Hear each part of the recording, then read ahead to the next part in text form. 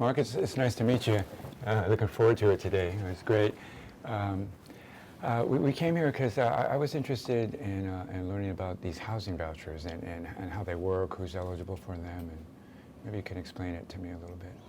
I'm going to give it a best shot, Tony, Okay. but I do want to say I really appreciate you doing this. Yeah, thank you. I'm really impressed by you.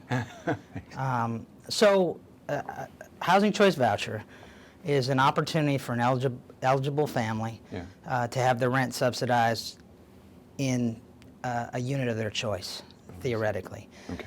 Depending on where you are in the country, it may or may not be allowable for an owner to turn down a voucher. I see. Here in Houston, you can choose to take a voucher and not to take a voucher if you're an owner. Oh, I see. What we're doing is a family will pay, roughly about 30% of their income towards rent, and we'll pay the balance. I see. Across the country, there tend to be long waiting lists for vouchers, not enough to serve what is, tremendous need. Yeah. So housing authorities are trying to figure out, are there ways to address particular segments of the population differently? And so one of the things we do is try to work on homelessness here in Houston. Yeah. It must be hard to make decision on who gets these vouchers and who doesn't get them. How do you reconcile that in your mind? Well, number one, it tears your heart out, right? Yeah. At the end of the day, what I feel like is this country ought to be able to address the needs of its most vulnerable. We stand on that line, and sort of historically, again, we're doing it by these long lists that are open for a short period of time, and then we serve that list over what can be an extended period of time. Just a quick example, last time we opened our list, we opened it in September of 2016, 68,000 families applied. We put 30,000 families on the list, and our estimation was that would take 5 years to serve. So, you hear those numbers and you just go, wow, it's not enough. And we know that we have to be tactical about it. So. As a community, we really decided we wanted to make a difference relative to those folks who are homeless in Houston. And so we put forward a preference to allow us to serve up to 200 homeless a year. And that would be, individuals or families as determined by the coalition in partnership via our coordinated access program. So we have that, for example. We also have a VASH program, one of the larger VASH programs in the country, so that's for veterans. And so here we have 1,152 of those vouchers in addition to our regular vouchers. And so those are all for formerly homeless veterans, and we're right at about 1,100 of those used. So we really started our effort related to veteran homelessness. But I think, again, the approach within the housing authority is the feeling would be we want to house them all, right? We really want to house everybody who's in need in Houston and Harris County, and we're constantly looking for ways to do that, to find additional funding to do that. A voucher seems to me to be just like a promise from the government to pay this amount of money to a landlord. Are they transferable? Say the person who has one gets a job, doesn't need it anymore. Do you lose that voucher, or is it transferred to another family in need? Do they expire? How does that work? We're always excited when a family succeeds and doesn't need a voucher anymore. That doesn't happen frequently enough. But we do have, and across the country, so housing authorities have a certain amount of vouchers. They were historically distributed many years ago, and you have a certain amount, and then over time, you may have opportunity to apply for more, right? So. And I think most housing authorities are fairly aggressive when opportunity presents. The VASH program I mentioned earlier, when I got here, we had 595, I believe, vouchers in the VASH program, and that has grown to 1152. Every year I've been here, we were able to apply for some amount of additional VASH vouchers, and basically, what you're trying to do is prove need, and then, apply for them and then take the opportunity to fill them, right? So folks are paying attention to whether you use them or not. So, to the question of is it possible to lose them, essentially, right, you're given a certain amount of money. And it costs an average amount of money. In our case right now, about $640 per month. You asked earlier what the voucher was worth. It varies from community to community depending on how expensive rents are in the community. The other thing is that sometimes there's situational things that happen. For example, New Orleans, Houston are more likely than some communities to have hurricanes. Oh, yeah. And because of Katrina Rita in New Orleans, and then later Ike and Gustav over here near Houston, Yeah. there were disaster vouchers that Yeah. ended up in some cases adding permanently to the amount of vouchers folks had Oh, I because of see. those devastating Yeah, storms. and So rightfully so, you need them. Were the people that were housed in the last 5 years or so, were they housed using these vouchers?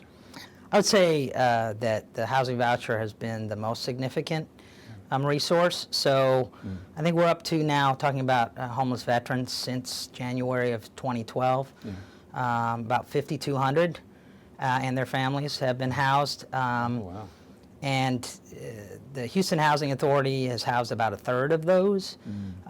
There are two major housing authorities in Houston, Harris County. Oh. We also have the Harris County Housing Authority, and they have also housed a significant amount through that period. It is a tremendous example of city-county partnership, trying to maximize scarce resources. And I would say the vouchers are particularly precious resource because it can last as long as you qualify. And it really depends on an individual situation. About 35% of our head of households are elderly or disabled. The balance of our head of households, single moms with kids, that's across our program. A number of those folks in both categories have been homeless. In the case of most of the homeless veterans, male, many of them homeless since Vietnam, right? So what would make them elderly and disabled now? The likelihood, if they can remain eligible and properly supported, is that that voucher will last, as long as they live, right? I was growing up when we were reacting to Vietnam. That was a national travesty. We owe it For sure. to those men and women to do better. We owe it to the men and women coming back now from the wars in Iraq and Afghanistan to do better, to try to ensure that we don't end up in a similar situation, 30 or 40 years down the road. While that for us was an impetus, I do also think that what clearly happens is you look around and you go, I want to help everybody in that situation. More. Veteran status is one thing, but really what we're looking at is folks who need help, and we want to be there to provide that subsidy for them. Yeah, there's a lot of compassion here in Houston. I guess it's that southern charm you guys all have, the hospitality.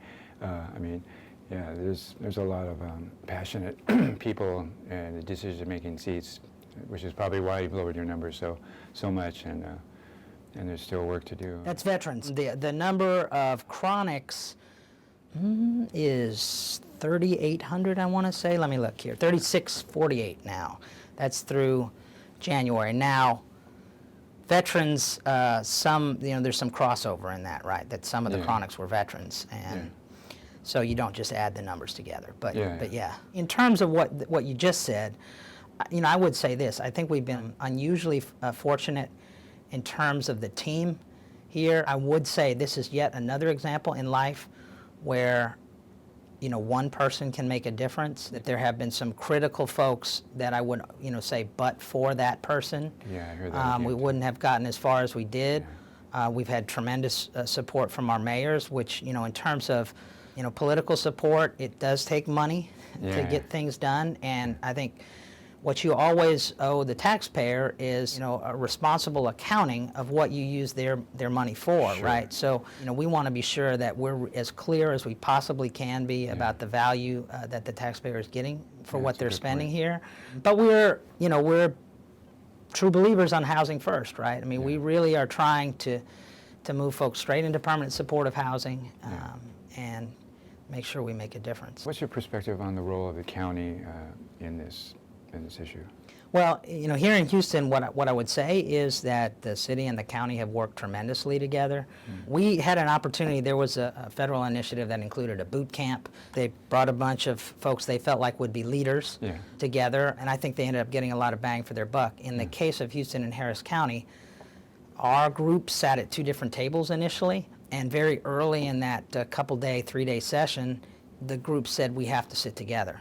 And it was interesting because there was a little bit of resistance from just a logistical point of view. The moderator sort of suggested that it was too many people to facilitate.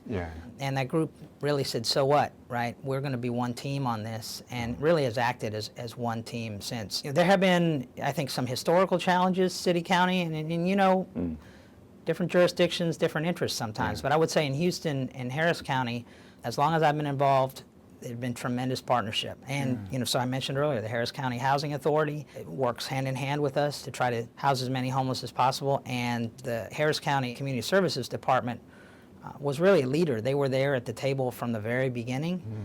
What kinds of things do you do to get the landlords to accept these vouchers? We have here on staff 2 folks whose title is Landlord Liaison. And they do regular landlord outreach, and that'll be everything from monthly meetings with landlords to a newsletter that tries to explain things, to meetings with the Houston Apartment Association or other landlord groups to try to communicate about it. I think the first thing is information, to try to provide information to folks. And then we do have a variety of sort of individual things that'll happen when it's navigators, folks who are working with the coalition team to try to make sure that landlords really understand what's going on, so it's more one-to-one rather than sort of group or something you'd read about in a newsletter.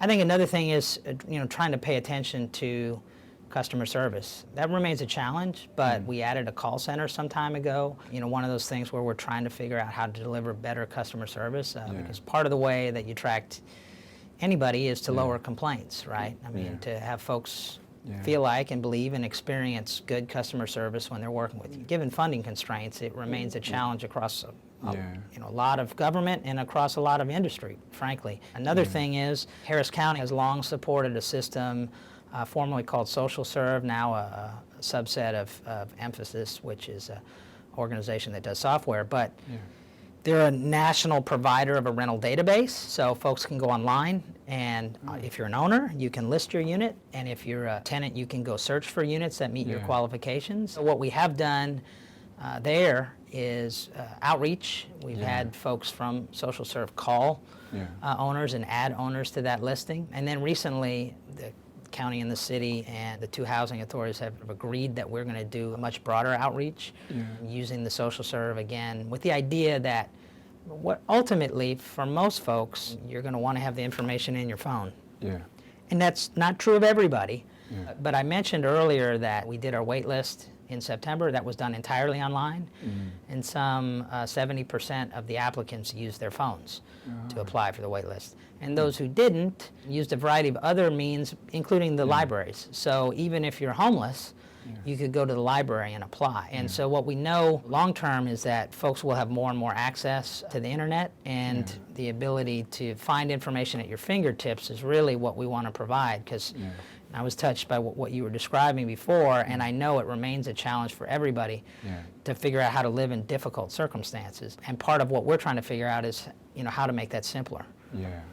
How to put it at your fingertips rather than you have to do all this work, travel around a lot. So we're not there yet, but it's one of those things that we continue to work towards. Is there any other thing that you give them to try to coax them to accept the voucher? Yeah, not so much. The key is once we start paying, we're going to pay. And your free market tenant may not do that, right? That's right. You don't have any guarantees. Related to the question, the units do have to be decent, safe, and sanitary. We have switched, so we do an inspection before somebody moves in, and then now instead of doing inspections annually, we've taken advantage of a recent regulatory change that allows us to do them once every 2 years. You could argue that a little bit both ways. Some people like the inspections. Some people consider them a burden. Clearly, if you weren't on the program and you were renting, no one would be coming to inspect your unit on a regular basis. Whether or not an owner likes it or dislikes it sort of depends on their personal preferences. I'm just saying that some people consider the inspection an advantage or an enticement, so to speak, particularly if they're in another state, perhaps, and they don't have somebody going by their unit that often, just to make sure at least somebody's checking it with some frequency. The guaranteed payment is a good incentive. Without doubt, without a doubt. What is the rental vacancy rate in Houston? So the Houston market has tightened considerably. It depends a little bit on the class of unit. Probably about 5% now, and the A's and B's vacant, and with the C's and D's closer to 12 or 13%. So a brand new unit would be an A unit. B would be more recently built. C's and D's are going to be older units. Hearing you explain the differences between A, B, C apartments, what kind of apartment would you get with a voucher? We have a range, and so what we're currently doing is we have 3 different payment standards. depending on whether or not the area is considered an opportunity neighborhood. So an opportunity neighborhood would be a low poverty, low minority neighborhood, and there has been some research to suggest that the children who grow up in those neighborhoods have better outcomes, so we're willing to pay a little bit more there. So we have these 3-tiered payment standards. I see. If I were to quote them, I'd have to bust out the numbers, but there are different payment standards by bedroom size and by whether or not, it's an opportunity area. At a high level, what happens, and, this gets very technical, but I'll do it really quickly, is HUD publishes a fair market rent for a jurisdiction, basically, right? And then what you do is you set your payment standard between 90 and 110% of that. In our case, we have a 97%, 107%, and 117%, and we're allowed to have that 117% because HUD gave us a waiver. We requested and asked for a waiver for high opportunity neighborhoods. I think the biggest challenge is looking somebody in the eye and knowing you can't help them. You don't ever get over that, but I do think it keeps you coming back every day. At the end of the day, we all have decisions to make. We only get a certain amount of time in this thing, and I think everybody has a personal decision to make about how to make that time matter. And for housers, we want to house everybody, right? I can't say how much I appreciate your perspective, and that's what I'm always looking for. I'm looking for input on how to do this better, and on where we're letting the side down. And you can't do it all, and you just have to be real about that. But there's a great quote that says, if the goal for your lifetime, can be accomplished in a lifetime, you're not thinking big enough. and so, I think I've come to grips with it's okay if I don't get it done, but somebody has to. Right?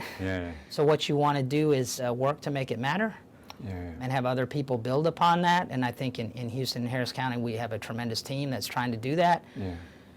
There's some great people in San Diego. I keep in touch with Rick and Jeff and some of the folks working, there. We're really trying to make sure that they bring, every innovation to bear. Really thoughtful, smart people. And I've met a number out in California and up the West Coast in Seattle and Portland who are really trying to figure out ways to really move the ball on this. Conservatives tend to hear deregulation, and that potentially plays to a strength, right? If you can eliminate some of the hurdles, and we had this in I wouldn't have named the bill this, but the short name is HOTMA, maybe you've heard of it, Housing Opportunities Through Modernization Act. It was passed in the middle of last year.